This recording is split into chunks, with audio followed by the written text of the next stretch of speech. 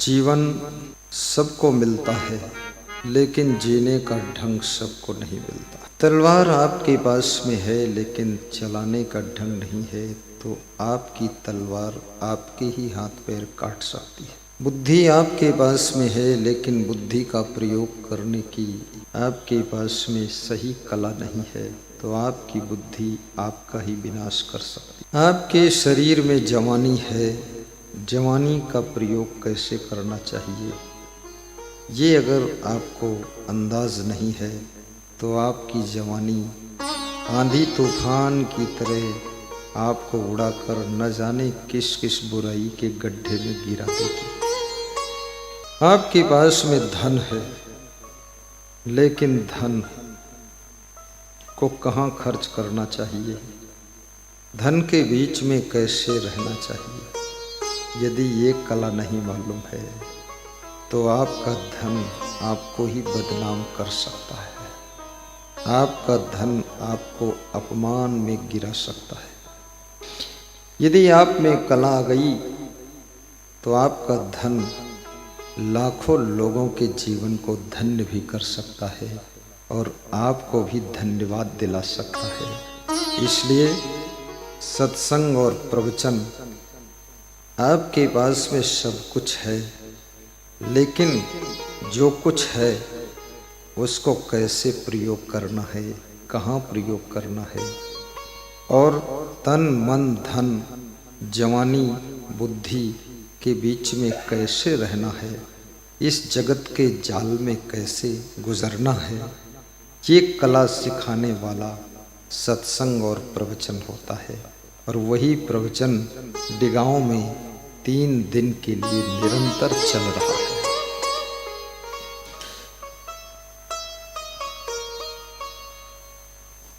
किसी राजा के दरबार में एक मंत्री कभी कभी मनमानी ढंग से एब्सेंट हो जाता था। कभी 1 दिन की छुट्टी लेता था तो 3 दिन नहीं आता था। राजा ने पूछा, तेरा कार्य अच्छा है, स्वभाव अच्छा है, व्यवहार अच्छा है, चरित्र अच्छा है, विचार अच्छा है, वाणी अच्छी है, लेकिन तेरी ये आदत बहुत खराब है कि 1 दिन की छुट्टी लेता है और 3 दिन गायब हो जाता है। मंत्रिमंडल की व्यवस्था बिगड़ जाती है और मंत्रियों का तो मुख्यमंत्री है। तो मुख्यमंत्री है कि मूर्ख मंत्री है, बता। उसने कहा, राजा साहब माफ करना, मैं जब 1 दिन की छुट्टी लेता हूं तो मैं सत्संग सुनने के लिए जाता हूं। अच्छा, तो फिर दूसरे दिन? बोले, दूसरे दिन उस सत्संग का प्रैक्टिकल करने के लिए घर पे रुक जाता हूं। बोले तीसरे दिन? बोले तीसरे दिन दूसरों को सुनाने के लिए रुक जाता हूं। बोले तू भी सुनाता है? बोले हाँ। देखो, सुनना और सुनाना ये बहुत बड़ी बात है। जितने भक्त यहां बैठे हुए हैं, अगर ये ठीक से सुनना सीख जाए तो एक दिन थोड़ा थोड़ा ये सुनाना भी सीख जाएंगे। और जिस दिन तुम सुनाना सीख जाओगे, उस दिन भारत के कोने कोने में धर्म की ध्वजा लहराएगी, अधर्म का अंधकार दूर हो जाएगा। ये जो तुम लोग माइक को देख करके डर जाते हो ना, माइक देखते हो तुमको लगता है ये सांप है क्या? ये सांप नहीं है, ये आपकी आवाज को दूर तक पहुंचाने का यंत्र है। इसको देखकर डरा ना करो। लेकिन इतना जरूर याद रखो, अगर बोलने की कला है तो तुम्हें धन्यवाद मिलेगा, और बोलने की कला नहीं है फिर भी जबरदस्ती बोल रहे हो तो तुमको वाद विवाद मिलेगा। बोलना सबसे अधिक कठिन है। जन्म के 2 साल के बाद तुम बोलना शुरू कर देते हो, जिंदगी भर बोलते हो, और तुम्हारे बोलने से तुम्हारी पत्नी भी नाराज हो गई है, पति भी असंतुष्ट है, माँ तो बिल्कुल घर छोड़कर भाग गई है, अब बाप दूसरे घर में रहने लगा है। तुम्हारी बोली से सब गड़बड़ होता चला जा रहा है। इसलिए अगर बोलने की कला नहीं आती है तो सीखने का प्रयास करो, और सीख भी नहीं पा रहे हो तो फिर मुस्कुराकर सुनने की कला सीखो। मुस्कुराते रहो, सुनते रहो, क्योंकि सुनना एक साधना है और बोलना एक कला है। अगर सुनने की साधना में तुम सफल नहीं हुए तो बोलने की कला भी तुमको कभी नहीं आ सकती। जिसको ठीक से सुनना आता है उसको ही ठीक से बोलना आता है। जो ठीक से रात में सो सकता है वही दिन में ठीक से जाग सकता है। इस सभा के अंदर कम से कम 2% लोग अभी सोना शुरू करेंगे। मैं देख रहा हूँ लोग तैयारी कर रहे हैं। मेरा प्रवचन उनके लिए ज्ञान नहीं है, उनके लिए बहुत बड़ा नशा है। जो ही स्टार्ट करता हूँ उनकी आंखें धीरे धीरे बंद होने लग जाती और सो जाते हैं, जाग नहीं सकते। क्यों? क्योंकि रात में ठीक से सो नहीं सके हैं। ठीक से जागने के लिए ठीक से सोना जरूरी है। भोजन का स्वाद लेने के लिए ठीक से भूख का लगना जरूरी है। ठीक से भूख लगने के लिए ठीक से मेहनत करना जरूरी है, और ठीक से मेहनत करने के लिए मन में ठीक से संकल्प बनाना जरूरी है, अन्यथा मन में आलस्य तो रहता ही है। रामचंद्र कह गए सिया से ऐसा कलयुग आएगा, सास ससुर झाड़ू लगाएंगे और बेटा बहू दोनों सोएगा।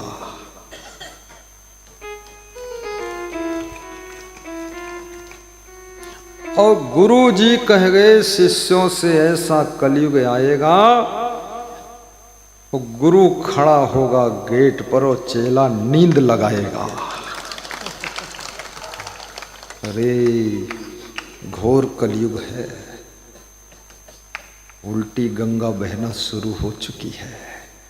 कल मैंने पूछा था कितनी स्त्रियां अपने अपने पतियों के पैर छूती है।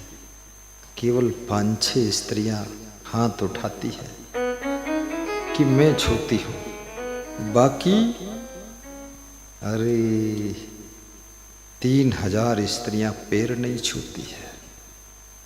तो फिर मैंने पूछा ऐसे महान पति कितने लोग हैं जो अपनी अपनी पत्नी के पैर छूते हैं? तो सबके सब महान थे, सब छू लेते हैं। अकेले छूते हैं बेडरूम में कि देवी दया रखना। काली देवी, लाली देवी, कंकाली देवी, चंडाली देवी।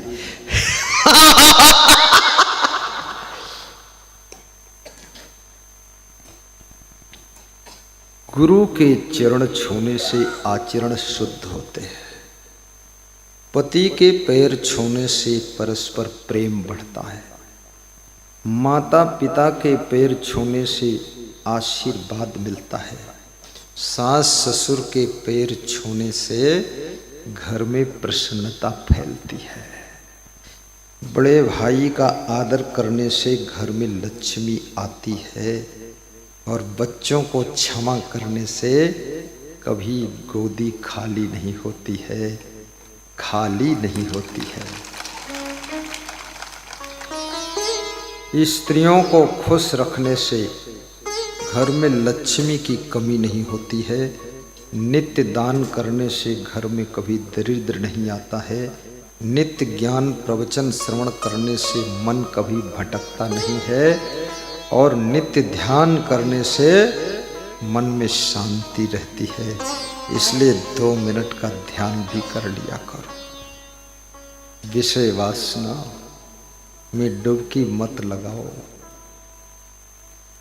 5 मिनट का समय निकाल कर सुबह शाम पूजा पाठ भी कर लिया करो। आपा तजय हरि भजे नख सिख तजय विकार, सब जीवन से निर्भय रहे साधु मता है साथ।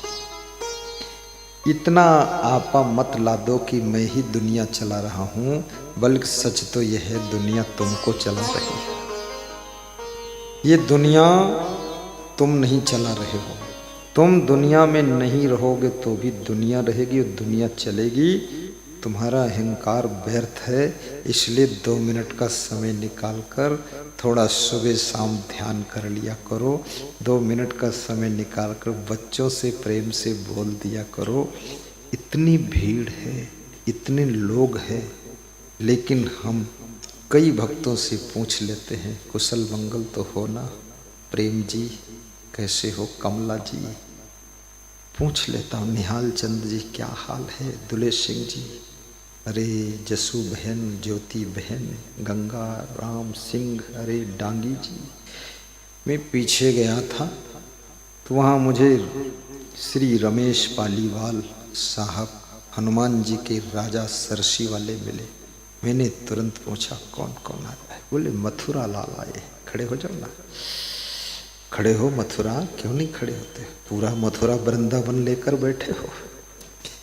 हमने कहा डांगी जी आए कि नहीं आए? बोले आए हैं अभी। ये डांगी जी, फिर तुम क्यों नहीं खड़े हो? तो पास में खड़े हो जाओ। हाँ, ये सब इनके यहाँ मैं बहुत बार सत्संग कर चुका हूँ, तो थोड़ा सा समय निकाल कर बच्चों से भी हाल चाल लिया करो, अन्यथा नाम के बाप रह जाओगे, काम के न बाप रहोगे न काम का बेटा रहेगा। थोड़ा समय, अगर फूल पौधों को, फुलवारी को, बगीचे को, फसल को, दुकान को समय न दो, फूल फुलवारी बगीचा फसल सब उजड़ जाता है। ऐसे ही अगर बच्चों पर समय नहीं दोगे तो बच्चों की फसल भी सब बेकार हो जाएगी। बच्चों पर समय दीजिए। एक पिता अपने बिजनेस सेंटर से वापस लौटा। ज़्यादातर लोग बाहर से जब वापस घर लौटते हैं तो टेंशन में रहते हैं। अब तो अपने घर में आ रहे हो, अब टेंशन किस बात की?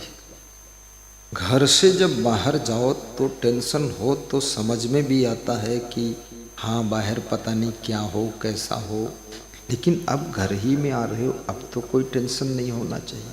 तो दिन भर की टेंशन स्टोर करके लेकर आते हैं और नाम है उनका गोपालानंद। आ गए घर में, पत्नी भी उनका मुंह देखती है तो सोचती है ये मेरा पति है कि भूतनाथ है। मुस्कान नहीं है, खुशी नहीं है। और जब वो पिता घर में प्रवेश करता है तो उनका छोटा सा बच्चा 6-7 वर्ष का बालक पिता की पैरों में लिपट जाता है और कहता है पापा पापा। तो पिता उस बच्चे को हाथ से पकड़कर झटक कर अलग कर देता है। अरे तू पापा पापा करता है, मैं बहुत परेशान हो गया और मेरे टेंशन है, छोड़ो हटो। बच्चे को दुख लगा। ये याद रखना कि कोई भी प्राणी सामान से तृप्त नहीं होता है, धन से तृप्त नहीं होता है, सोना चांदी से तृप्त नहीं होता है। किसी का मन किसी भी चीज को पाकर, दुनिया की दौलत पाकर भी तृप्त नहीं होता है, लेकिन ये मन और ये दिल और ये हृदय प्रेम पाकर के तुरंत तृप्त हो जाता है, तुरंत तृप्त हो जाता है।